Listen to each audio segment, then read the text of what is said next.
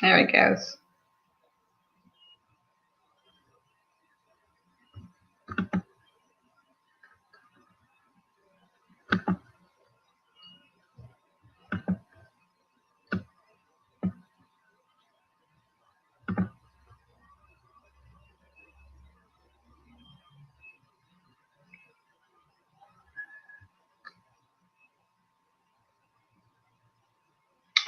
Well, hello and good afternoon to everybody. Um, Welcome to the Facebook live show that I had started about a month ago, where I am having conversations with people who are kind of ancillary to what I do in real estate. Um, so, as a realtor, our group has sold, gosh, over 1,000 homes, and so with all that, we have had all these same questions that are asked to us left and right. So we thought I would put together this show just to kind of have conversations with people every Friday. So it's just like a half hour's worth of conversations, and everyone is able to kind of just ask questions or listen and just pay attention to what's going on in the real estate world and what if you do something to your house, how does that affect the value of your house? Does it improve the value? So anyway, so today I have got Kendall Carter. He is what I'm calling a super handyman. Um, he does a lot of things from A to Z for homeowners.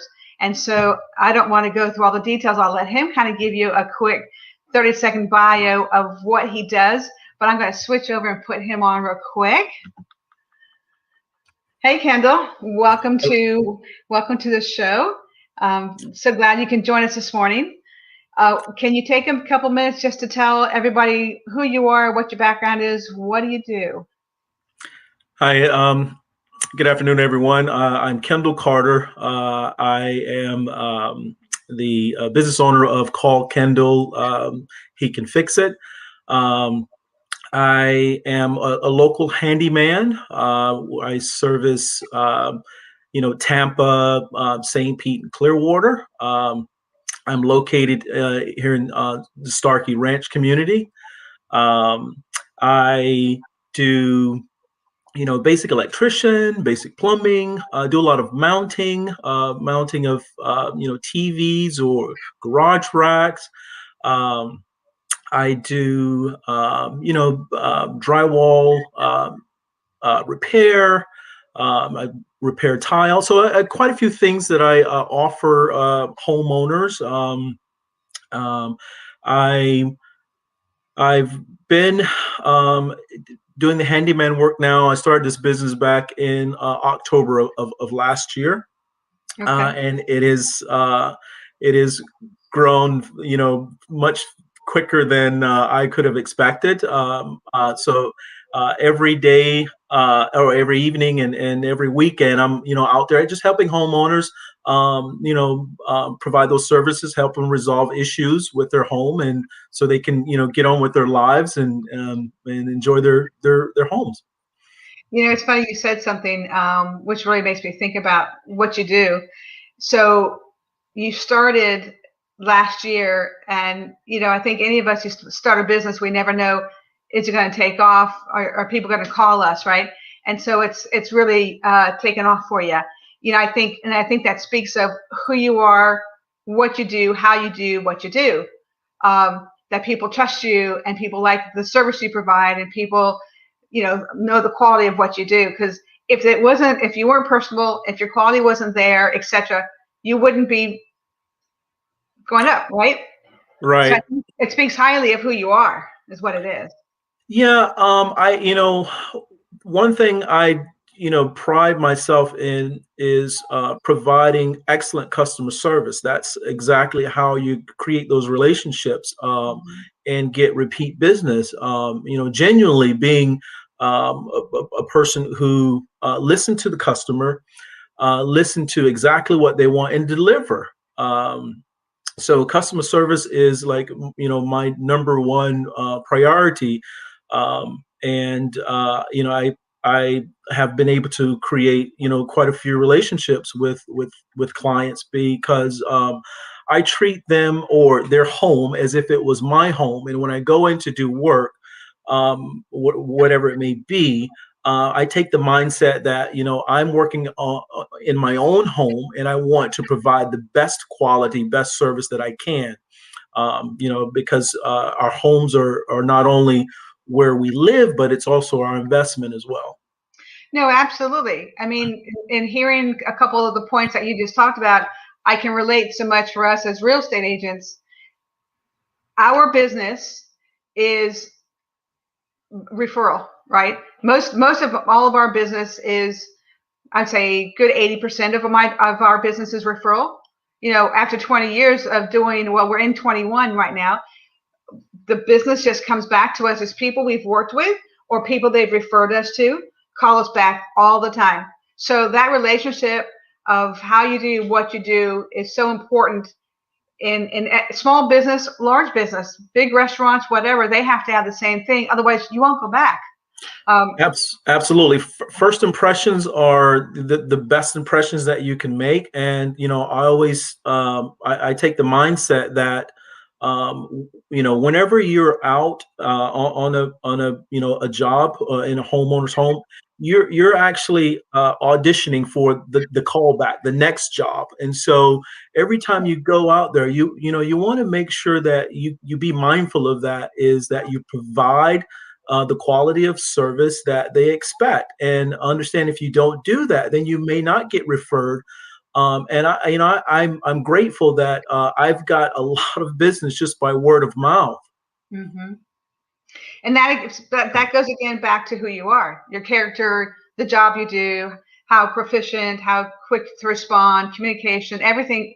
It all goes together. So let's talk about what the things that you do for homeowners. I'm a believer in providing valuable information to homeowners.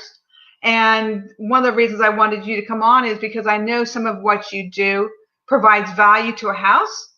And it really, like in my business, it's a couple of things. How fast will a house sell, and how high of a price can you sell the house? So those two factors. So you got salability, and then you got the value. So the salability factor with what you do, I think about, I know you install the garage shelving. I mean, we have it in our house that we've had for a good while. Oh my gosh, that not only provides more space in my garage to collect more stuff, but it just, when I go to sell this house or somebody goes to sell their house, that's one of those little things that people will say, oh, I don't have to buy it. I don't have to do it. I don't have to have it installed. It's there. Yes. And that's wonderful. Yeah, and you're right. It is. It makes your home more appealing or more marketable, or they see this is more functionable, because we all have our things that we lug from home to home, and we want to organize them in a way that it just creates a little more space for us. And having those garage racks, it does. You can get the cars into the garage, because you don't have everything on the garage floor. Yeah. And so I do install quite a few of those. I install them above the garage door, so you can kind of hide that rack and maximize that dead space above the garage door, or wherever the homeowner would think it would best fit for them. Sure. Yeah. I'm going to switch up. I'm going to show a picture I have of some of the items that you do. Because I think it's really important to kind of talk about these things. So this is what I was referring to, and I'm going to hop over here to your page and enlarge this picture so people can see what you're referring to. So I've seen these installed like you have them here for the garage door, but I've also seen them installed inside of the actual garage, because you can lengthen the pole longer so you have more height to store. But either are fabulous. Yes. And you're right, Debbie, if you do install the garage rack above the garage door, you do lose a little bit of that height due to where the garage rail is and the door itself. I've installed some in homes where they all have maybe 22 to maybe 25 inches of height or storage space. But there are some builders who their garage are a lot taller and where they can have, a good 3 feet of storage. So it just depends. A lot of these garage racks, they can extend all the way to 40 inches. So Right. you do have to be mindful about where you want it. Right. No, I think it's great. It's such a good, it's a tool. I mean, I don't know why we all didn't think about this, a generation ago or years and years ago. It's such a great idea to have this. We all have our Christmas boxes or things that we tote around, like you said, things that were the kids when they're younger, or things that we always want to keep, but where do you want to put them? And in Florida houses, we don't have as much storage. So this is a great choice to be able to utilize that. Let me switch back to your page real quick and get some other ideas of what you do. So you're doing a lot of, for people. I see you hang pictures, and did you install what is this that you installed? So that is a smart thermostat for the heating and cooling. Gotcha. So you can do installations of things like this as well. That's Yes. good to know. That's good to know.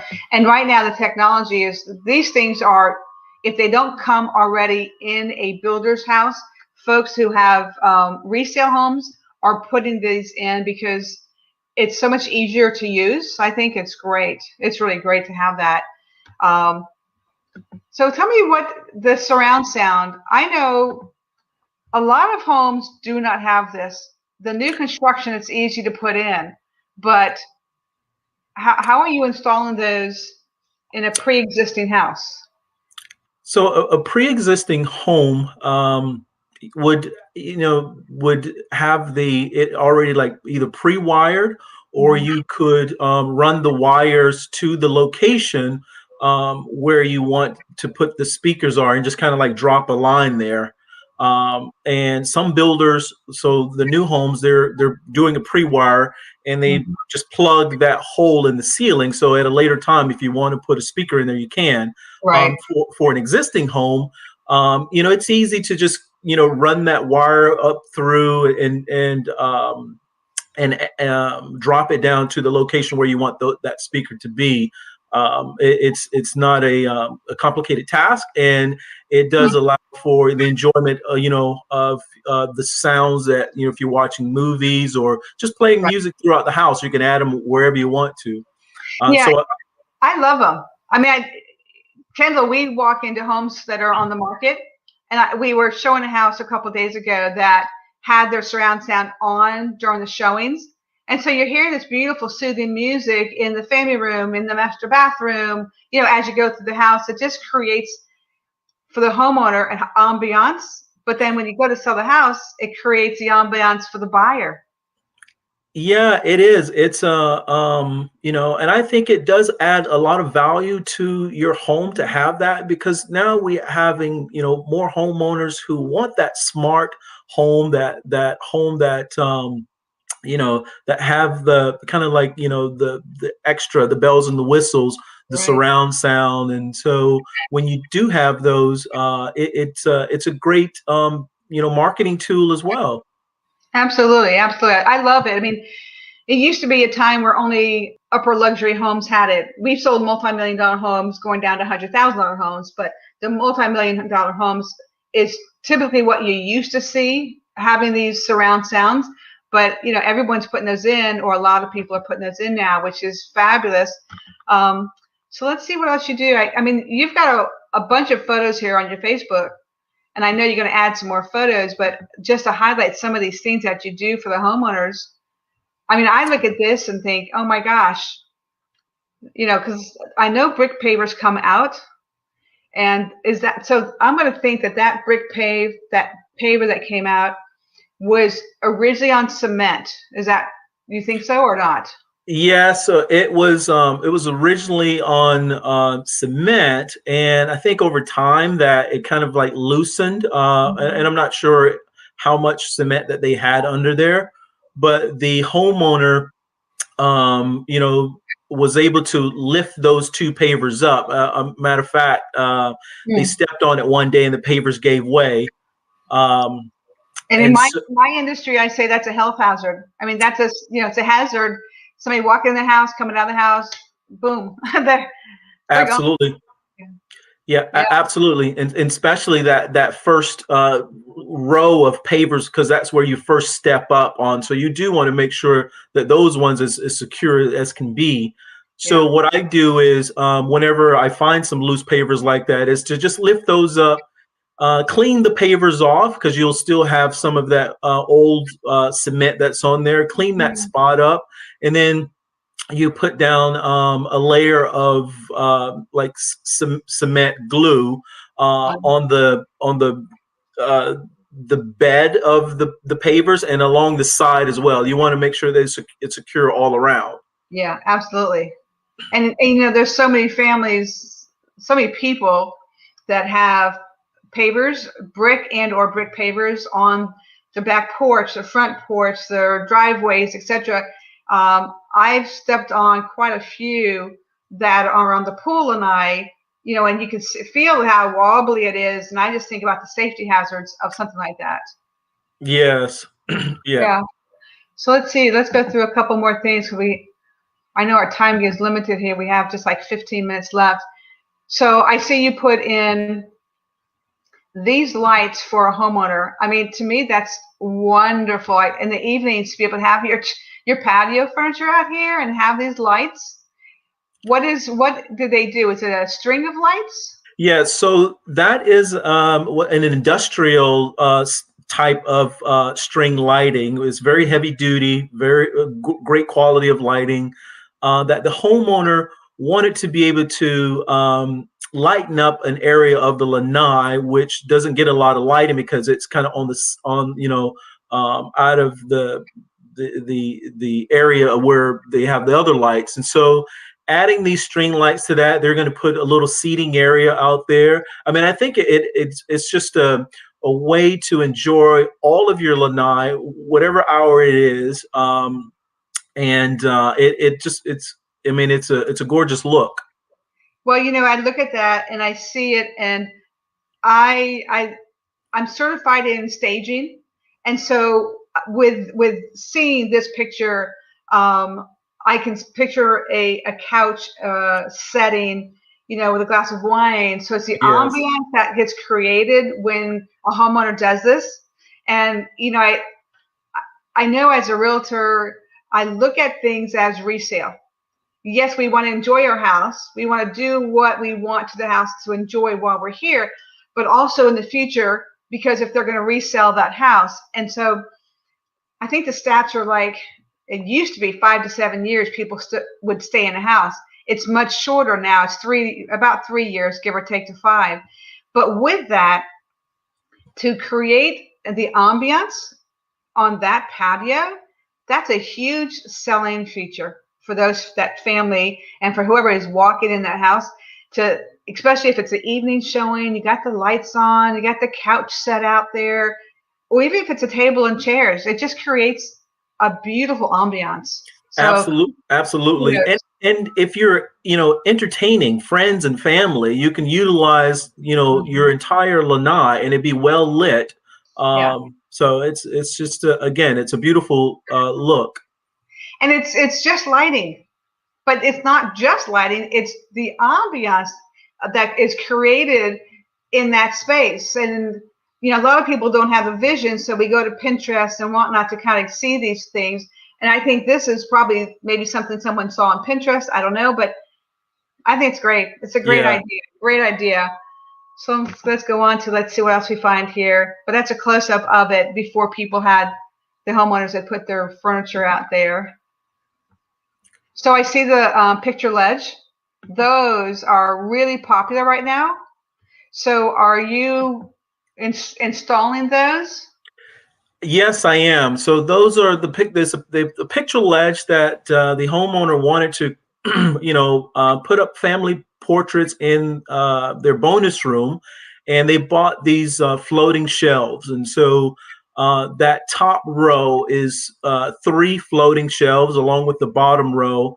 And basically, I install them to where it looks like it's just one shelf going all the way across, make it look seamless. That's what I thought. Absolutely what I thought. It was just 2 very long shelves, but look at that. How clever. Very clever. Yeah, I do like that look, and I said to myself, this is something that I'd like to do in my own home. So that's one of the perks about meeting with homeowners and helping them bring their vision to light is like, wow, this is nice. This is something that I could see me putting in my own home. Absolutely. And again, when someone is, I take it back to real estate. If someone's looking at that online, they're going to say, oh, those shelves are already installed. Because most likely a homeowner would leave those because they're installed. And so, I mean, I say that, but there's always a chance they could take them, I guess. But at the same token, if they're there, it's something else a buyer does not have to put up, find, install. And I would think a buyer would say, hey, I want the shelves. I want them to stay. Absolutely. They can write that in the contract. Definitely. Yes, absolutely. And I do. It's a great use of that space. And you're right. It's something that will appeal to most people. That's where they can kind of like just, display their family portraits or whatever, whatever they like to put on there. They could put a knickknack or 2 on there as well. It's some little type of small item they could intermix in that if they chose to. Absolutely. And when I do any mounting work, I make sure that that whatever is being mounted to the stud. So they could put pictures on there. They could put knickknacks, anything that has some weight to it, and not fear that it's going to give way and fall on them. So. And that's a real good point, Kendall, because whenever you have something on that, people don't understand all the time that you have to find the studs to support the weight of the bracket itself, the shelf itself, any items on that shelf. So I'm glad you brought that up. That's great. That's great. And it's really important too, because as a and for me as well, even as the handyman, the business person, I don't want to create an unsafe environment to where something's going to give way in the future and may injure someone or a child. So I make sure that it is safe and secure. Well, yeah, absolutely. A homeowner doesn't want to come home someday and find those pictures on the ground that maybe have the glass broken or something like that. Right. Absolutely. So let's see what else is on your Facebook page. I love that you have some pictures of your jobs that you've done on your Facebook page. So I'm going to look at two items here. So did you install this sink or the plumbing? What did you do for this homeowner? Yeah, so this homeowner had one of those like an oval shape sink that it wasn't porcelain, it was like a hard plastic sink, and they wanted to install something that was looked better. There was more classy, I guess, if you would. And I had to kind of cut the top of the hole out to fit this basin and the sink basin in there, and then add the new fixture to it. Gotcha. So really, you can do, I think you mentioned it early on, some light plumbing type of things. So you are, let's real quick. So I know you are insured for what you do in a homeowner's home, and you can do light plumbing things, light electrical things, like a pendant. Like, over my head, I have my pendants, things that are lightly done. So, which is great, because homeowners, especially people who are just moving into a new home, they're pre-wired already, but then they have to find someone to install the pendants. So it's, as a handyman, I know you can do those type of things. Yes, and I get quite a bit of calls on installing chandeliers, installing pendant lights, or switching out pendant lights where a homeowner just had the builder put in like the standard, and they wanted to do an upgrade later, but the builder, Absolutely. yeah. So yes, I'm able to go into just to do those types of installations. Nice. Nice. Yeah, it's great because we all want to personalize our home, and some of these things that a builder would charge for. So when you buy a new home from a builder, you're going to go to their design center most likely. Depends if the stage of the house you're purchasing, but you go to the design center and they're going to charge you for upgrading those pendant lights or other things that, as a real estate agent, I always tell them, pick out the items that are costly, that are hard to do on your own, your counter, your cabinetry, your floors, but those other type of things, contact a handyman. I have a list of vendors that I hand out. So if it's handyman work, like there's a gentleman, Brad Fetters, who does all the wood type of trim, the board and batten. He can do crown molding. So, hire someone who's local to do those type of things. Someone like yourself who can do these versus going directly through the design center, which will be expensive. Yeah, and then some of the design centers, they don't carry the type of lighting or type of fixture that the homeowner is looking for, and True. so that they just defer to buy it later.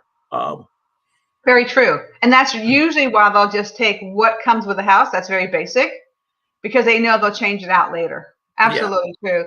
So one last thing I was going to show, actually, I think is really cool. So did you put all these box shelving pieces up for a homeowner? Yes, I did. This was a challenging project that I took on. There was a homeowner who designed something on CAD, and he's like, "Hey, could you help me, create this?" So all of these shelves, boxes, they're from IKEA. So I actually built all of the boxes, the IKEA furniture, and then mounted them according to the diagram that the homeowner showed me. And the measurements really had to be spot on. It was quite a challenging but a rewarding project. Well, I'm going to tell you, first and foremost, putting together the IKEA pieces, number one, those are 1,576 pieces to figure out and put together. So that right there is a chore. It's what these are all my honey-do list type of items that I call them. So to have somebody to, first of all, put together the shelving, the boxes, or their dressers, or their cribs, or whatever it is, because that's a lot. But then to take those boxes and curate this masterpiece of a wall that he had architecturally put together through a CAD program, that took some measurements, some time, some patience to Yes. get. It did. This project, it took me from building the pieces to the installation. It took about 15 hours to do it, and that was over a few days. But it took about 15 hours to do it. And just imagine, a homeowner trying to squeeze their time to get this done, find the time to get this done. Are they handy enough to even do this? Do they know how to do the proper measurements of putting what where? Because I know that there's a talent to that, and it has to be adhered to either furring strips or some type of wallboard that's behind there. I don't know what's back there. It takes talent to do that. Yes, and thank you for that. It does. And this homeowner had foresight to understand what he wanted to put in this area, and he did. He made sure that he had the structure behind it to support these items. Oh, good. Absolutely. Well, good for him to think ahead of that. I'm looking at, those are heavier pieces. On the left, the big box, the heavy box, then the bigger box, and then the right, all those boxes that are hanging, and they're empty right now. So they're heavy even being empty. Yeah. Yes, they are, and the homeowner is going to put knickknacks and things in there, so that's going to be added weight. So you definitely want to be sure that you have the structure behind that to support it. Right. Hitting studs, and so yeah. And I again, it was quite a challenging project, but I'm happy to be a part of it. I had been part of it. Yeah, no, I can see it, and it's to me one of the biggest things is talent, and the second thing is patience, because Yes. Yes. you have to have patience to be able to get through that. Um, so I am looking at the time, and I'm realizing it's getting toward 12:30, so I'm going to tell you thank you for hopping on this conversation, showing what you do, how you do it. It's really great that the public gets to know who you are, what you can do for them, because we all have a honey-do list. We all have items that have to get done, and it just, I know I have the want, and I think one day I'll get there.